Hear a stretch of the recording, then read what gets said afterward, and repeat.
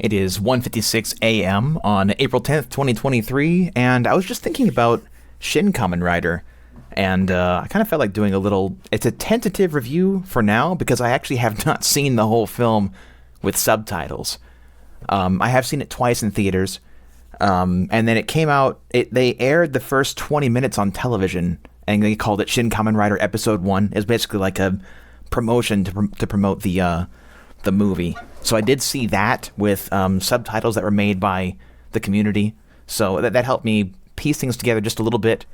Just kind of felt like giving a general impressions of it, and I'll probably do a more in-depth review when the whole thing is available with English subtitles, or maybe later than that actually, because it's going to be in theaters on May 31st, but in America with subtitles.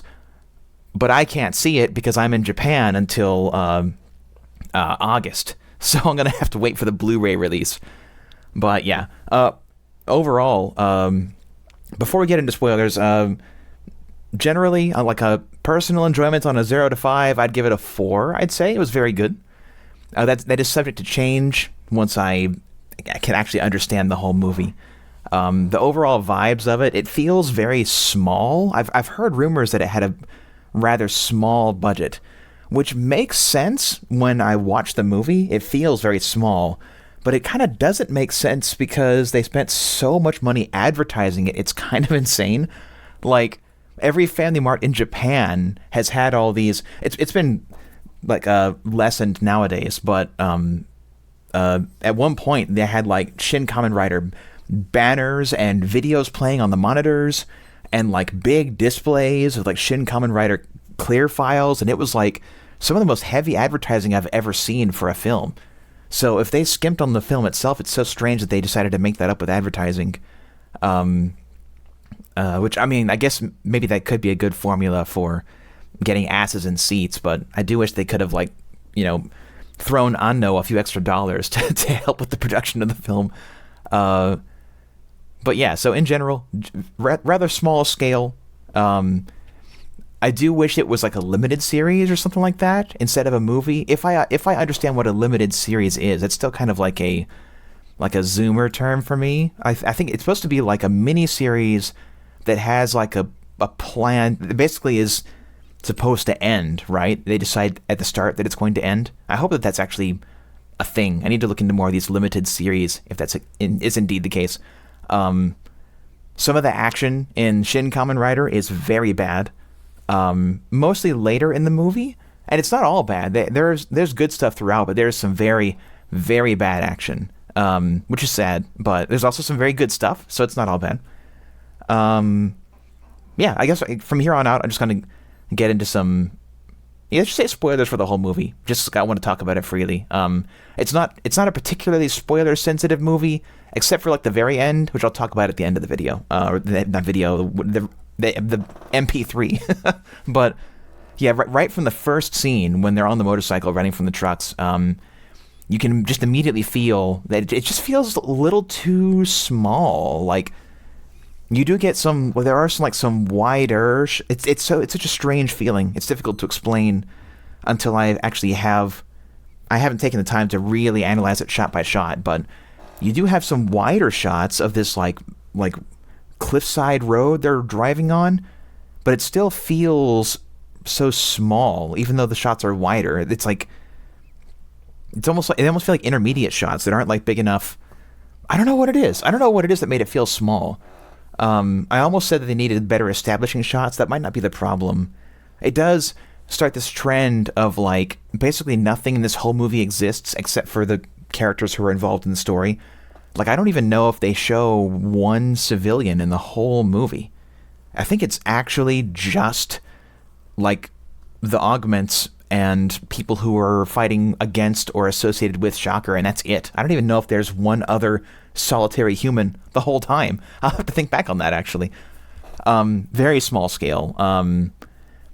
But yeah, so the whole opening scene after they knock them off the bike and they have that fight, I love that opening scene where he just like fucking demolishes all those Shocker soldiers, and it's like it's like more bloody than it needs to be, and it's so bloody it actually like you might even say that it's too much, like where it makes the scene kind of difficult to follow because the blood is so distracting. But I really liked that. It felt like a very conscious, like, haha, fuck you, this is super violent, haha. And they just did it to be violent and to shock you, because the rest of the movie is not that violent. And I thought that was so funny. How there's just like so much blood. It's like blood, blood, blood, blood, blood, blood, blood, blood, blood, blood, blood. And just like so many fast cuts to more blood.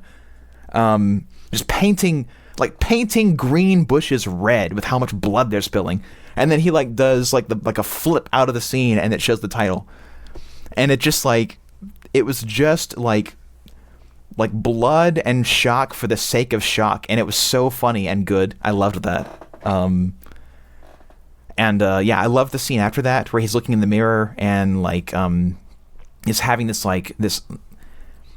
the pacing was a little strange for me, even watching this with subtitles, where he just finished fighting, but he's having this like moment of horrific realization, like wondering what he is, what happened to him, and it just, I don't really understand the timeline between him like being changed and then ending up on the motorcycle with Nuriko, and then after that being like, what am I?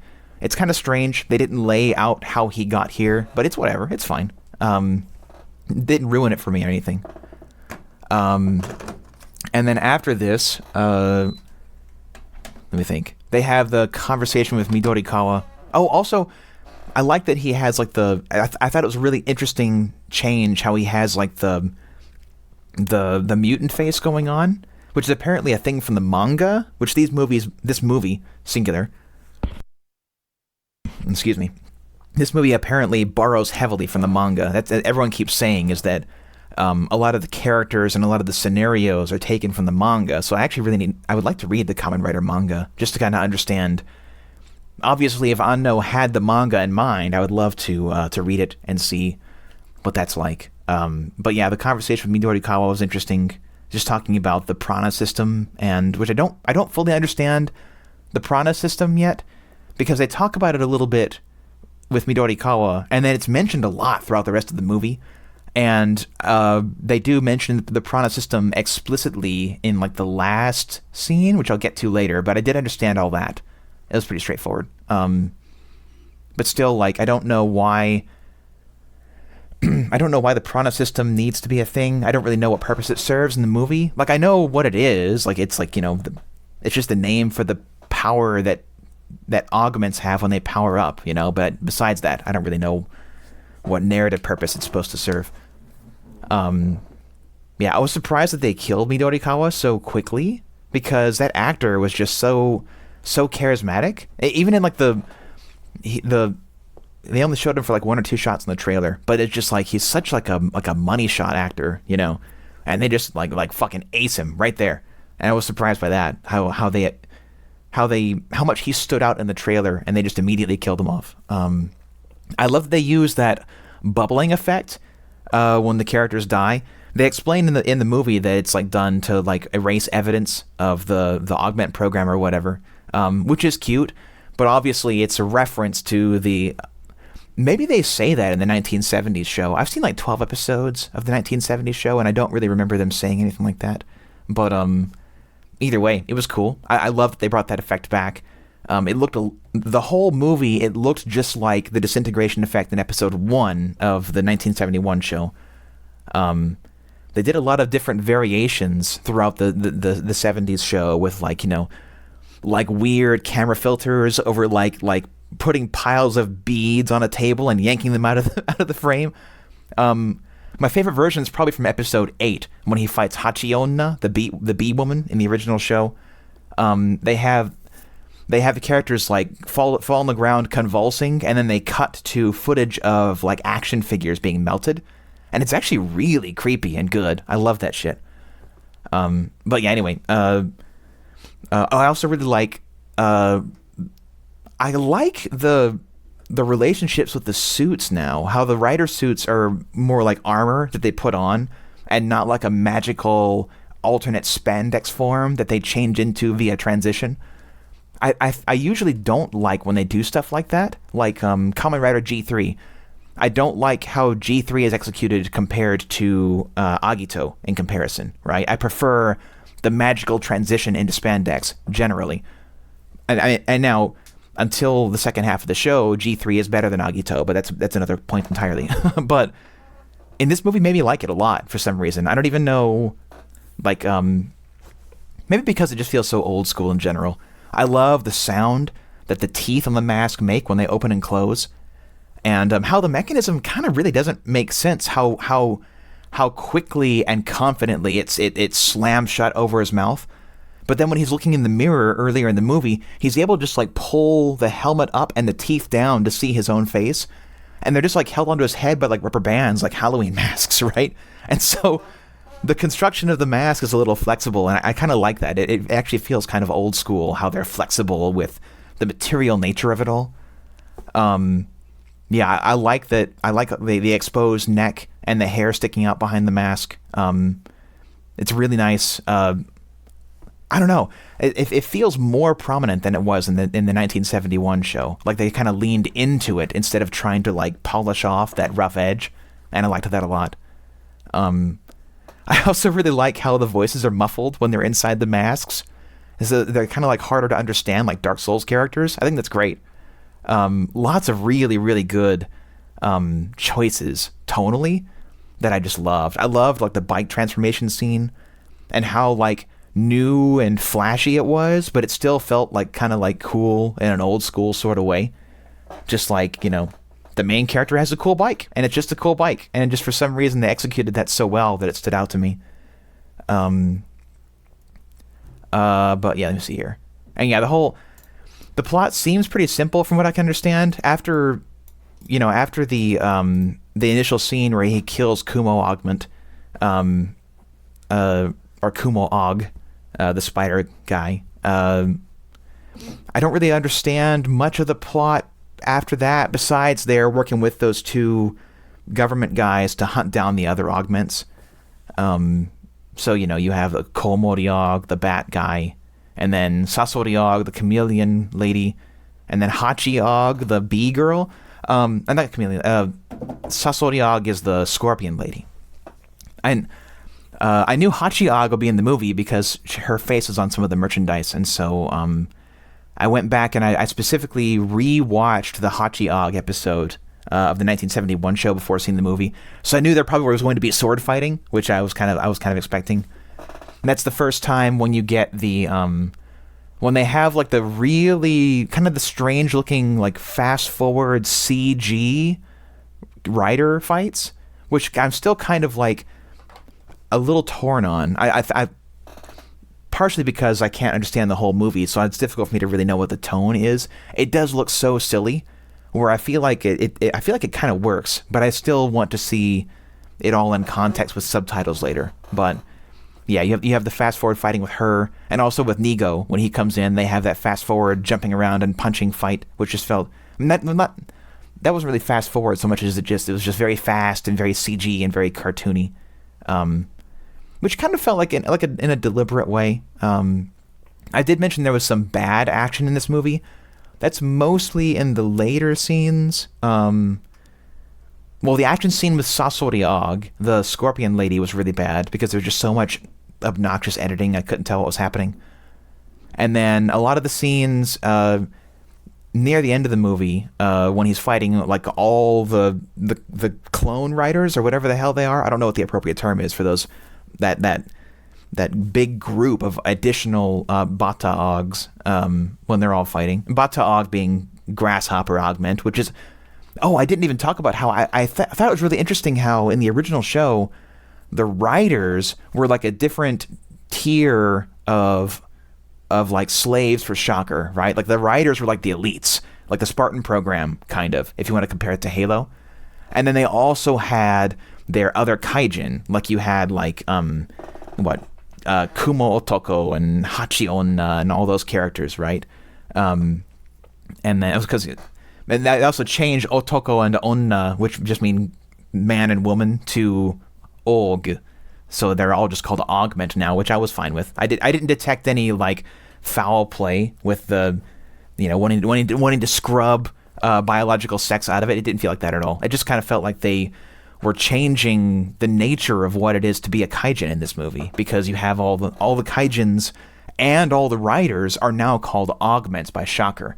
So like Ichigo and Nigo, their Shocker names, or maybe their slave names, you might say, are Batta Aug, Ichigo and Nigo, right? They're grasshopper augments. And then Kamen Rider is the name they take up when they escape. I can't remember if they call them Kamen Rider, if Kamen Rider came from Shocker or not. I actually don't remember. But yeah, anyway. Yeah, I also really liked Ichigo and Nigo's relationship. I love that Nigo was just kind of like an asshole. It didn't feel like they got a lot of time together, though I feel like maybe if I could understand their dialogue, I would appreciate what time they had. But definitely very strong, like cocky asshole second rider vibes, and I loved it. But yeah, when you get into the later movie with the action scene with all the different the army of grasshopper augments, that's when the really bad action kind of sets in, and it's just like edited way too fast from too many angles, and it's all dark, and you just can't tell what happens. You see that like one grasshopper aug punches another, but you're not even sure like who's who or what's happening or where they are or what direction the camera's facing, and it's really, really fucking poor. But yeah, there are only like 2 or 3 scenes where it gets really bad, but there are plenty of good ones. I really liked the fight against Kumo Augment, the spider guy. Sasori Augment, the bat guy, was also fine. And the Kamakiri Chameleon Augment was interesting. How they had fused 2 kaijin from the show together, which I thought was kind of interesting. And yeah, in general, it's difficult for me to comment too much on the story at the end.